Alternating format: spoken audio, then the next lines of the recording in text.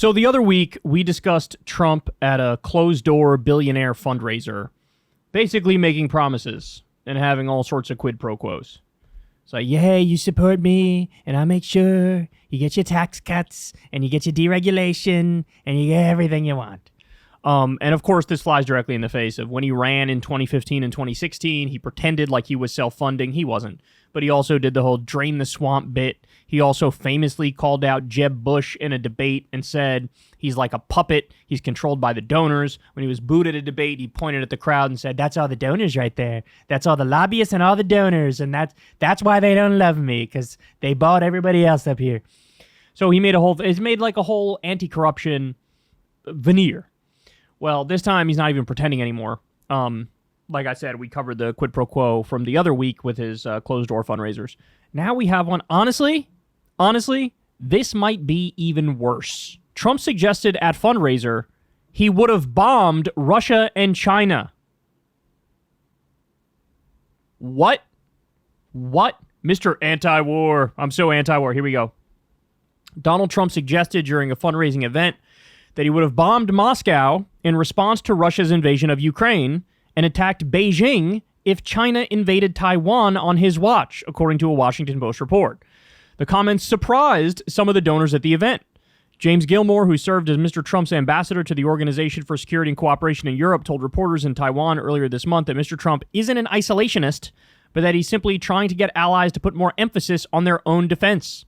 Quote, I believe that President Trump will be supportive of Taiwan when he becomes president. He was in his first term, he said, according to Reuters. China claims Taiwan is its own territory over the objections of the Taiwanese government. The Trump White House did support Taiwan, including via arms sales, which have continued under Biden. Mr. Trump has rarely mentioned Ukraine in recent months. Last year, he claimed that he would have the war settled in less than a day. In February, he wrote on Truth Social, we should never give money anymore without the hope of a payback or without strings attached. In April, he said, as everyone agrees, Ukrainian survival and strength should be much more important to Europe than to us, but it is also important to us. Get moving, Europe. Mr. Trump praised Chinese leader Xi Jinping as recently as February. Appearing on Fox News, he was asked, blah, blah, blah. You guys know the deal. He always praises fucking strongmen. But anyway, suggested he would have bombed Russia and China. Now, remember, guys, this is the same guy who very often says he's anti-war. In fact, he's even railed against neocons and warmongers. Well, guess what? Who was in his administration? John Bolton, neocon warmonger. Gina Haspel, neocon warmonger. Mike Pompeo, neocon warmonger. He packed his administration full of them. And the last time, he did an increase of drone strikes of 432%. He kept us in Iraq. He kept us in Afghanistan. He assassinated General Soleimani, a top Iranian commander, which nearly sparked another gigantic war. He tried to coup Venezuela. He ripped up the Iran agreement. He says he wants war with Mexico over the drug cartels. He armed Saudi Arabia as they did a genocide in Yemen. He did the Abraham Accords and moved the embassy in Israel to Jerusalem. And of course, that helped lead to October 7th. Not remotely anti-war, not even close. And now we know on Russia and China, it's the same thing. It's the same fucking thing. The thing he'll do all the time is just be like, it never would have happened. October 7th never would have happened, even though my policies partly led to that. Russia invading Ukraine never would have happened. It never would have happened. And then it's, oh yeah, I'll settle it in a day. But he's saying behind the scenes to these donors, yeah, I would have bombed them. I would have bombed Russia and China.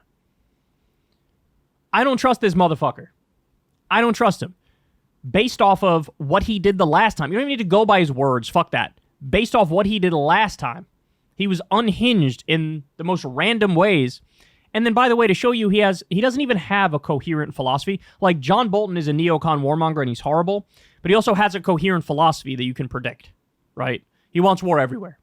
Trump wants war in most places, and then randomly with, like, North Korea, he tried to do an Iran nuclear deal style agreement with them. As he was ripping up the Iran deal with Iran, he wanted to do an Iran-like deal with North Korea. There is no rhyme, there is no reason, there is no logic, there is no anything. It's just, he's mostly a neocon warmonger. He deviates from that in rare instances, but he's also completely and utterly unhinged. And the fact that he would casually mention bombing Russia and China, as if that's a thing that could ever be on the menu without the destruction of humanity and civilization as we know it, is absolutely mental. By the way, Everybody who likes to pretend like Trump is anti-war, they're not going to say a fucking word about this.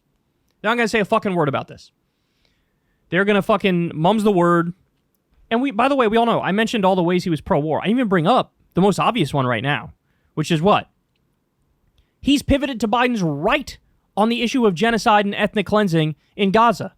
You've seen it. I've seen it.